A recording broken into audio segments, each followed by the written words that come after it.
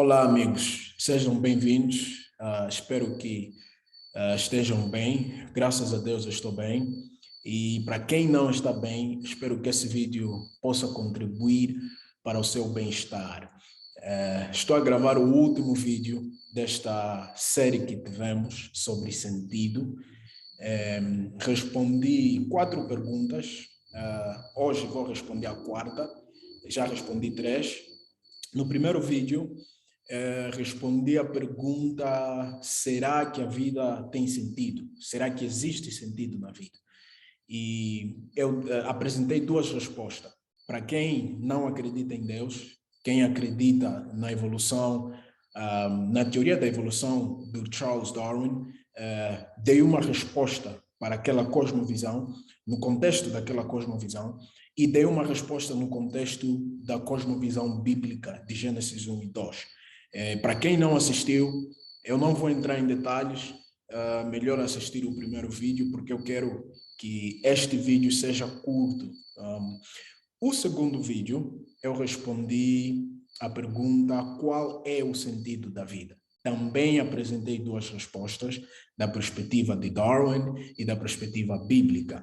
E também incluí uma resposta no contexto da evolução teística. No terceiro vídeo, eu falei do sentido no contexto de sofrimento e o mal que existe no mundo. Várias vezes as pessoas perguntam se a vida tem sentido quando passam por dificuldades. Então, no terceiro vídeo eu falei disto. Agora, o quarto vídeo tem a ver com propósito. E eu vou dar uma resposta no contexto da teoria da evolução, apresentada pelo Charles Darwin, e darei uma resposta, uma resposta à luz do criacionismo. Vamos começar com a perspectiva de Charles Darwin. Todo estudioso ateísta reconhece que não existe sentido absoluto na perspectiva de Charles Darwin. Apesar de eu mencionar que todos estudiosos ateístas aceitam que não existe um conceito absoluto de propósito, é mais provável que tem 1 ou 2 aí que procuram argumentar que existe propósito absoluto no conceito de Charles Darwin, de origem, mas a verdade é que não existe. E a maioria reconhecem isto. Por isso é que, ao procurar ajudar outros ateístas, estudiosos ateístas, eles sugerem que devem procurar propósito naquilo que eles fazem, nos seus trabalhos. Já que não existe propósito absoluto, então aconselham outros ateístas a procurar propósito no seu trabalho, nas suas atividades diárias. Por quê? Porque eles reconhecem que o ser humano necessita de propósito.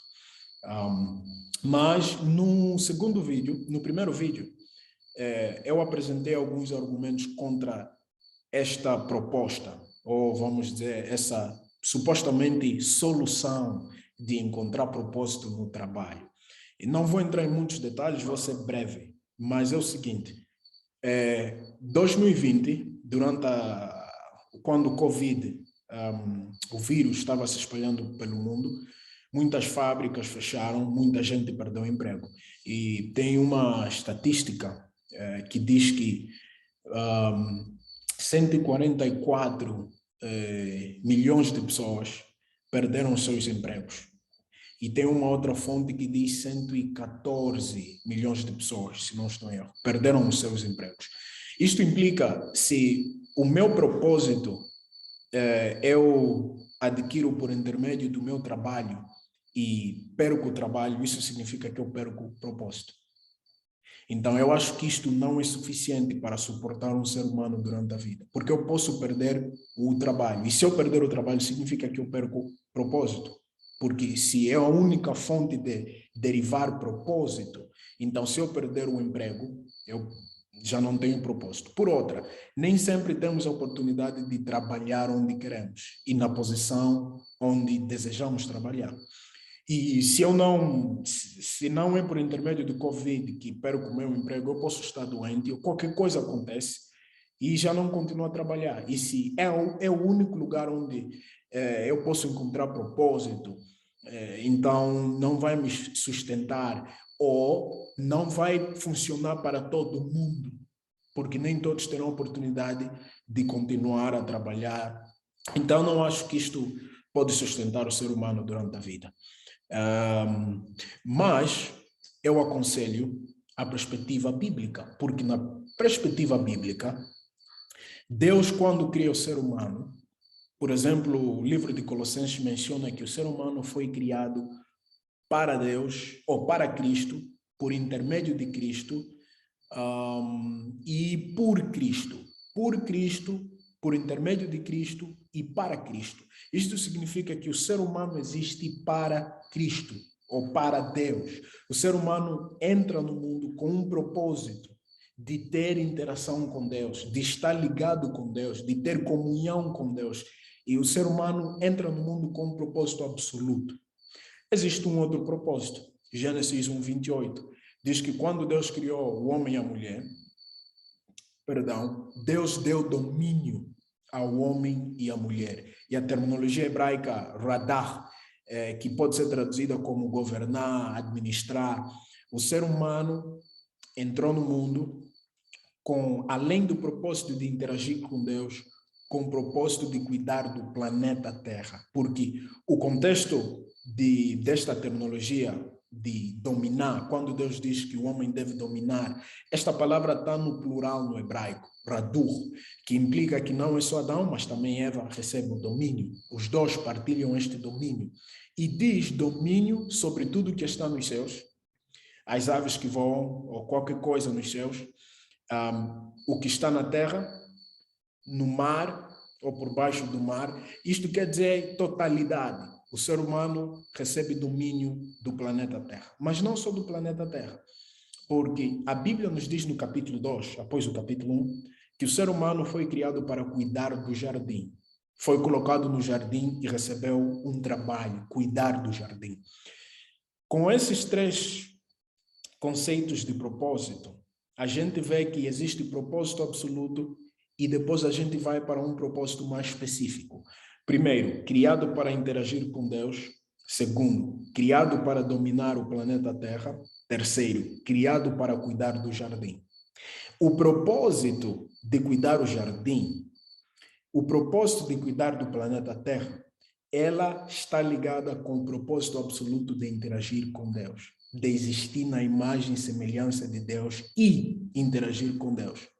Então, este propósito que Adão tem do trabalho está ligado com o conceito absoluto. Na teoria da evolução, isso não é possível, porque não existe propósito absoluto. Tu vais encontrar um propósito no seu trabalho e não tens um sentido de propósito absoluto, é simplesmente aquele pequeno propósito que não te sustenta e que podes perder. Tem mais um conceito de propósito na perspectiva bíblica. Além de existir para interagir com Deus, além de existir para administrar a terra, além de existir para cuidar do jardim, o ser humano, quando aceita Jesus Cristo na perspectiva bíblica, recebe dons espirituais. E isto dá um sentido de propósito dentro da comunidade, dentro da igreja.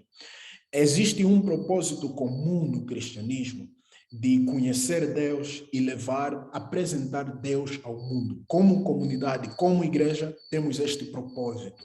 Mas existe também o propósito individual que eu tenho. Por receber um dom espiritual, eu devo usar este dom para servir Deus e a humanidade. Então, a perspectiva bíblica, o propósito está entre Gênesis e Apocalipse, a Bíblia toda. O meu conselho para quem acredita em Deus, quem acredita no cristianismo, é de manter firme com a perspectiva bíblica. Fora da perspectiva bíblica, não tem uma outra perspectiva que pode sustentar o ser humano na vida. Para quem não acredita em Deus, aconselho a considerar seriamente o argumento bíblico. Por quê? Eu acredito que muita gente que nega a perspectiva bíblica é porque não permitiu a Bíblia falar por si mesma. Se criticamos a Bíblia de uma forma cuidadosa, analisamos a Bíblia melhor, de uma forma cuidadosa, cautelosa, permitindo que a Bíblia fale por si mesma, eu acredito que daremos conta da consistência, coerência, da evidência, vamos dizer, como é que ela apresenta evidências históricas também, que nos leva a acreditar na existência de Deus. Espero que este vídeo tenha ajudado, espero que a série toda tenha ajudado, e por hoje é tudo, e ficamos por aqui com esta série.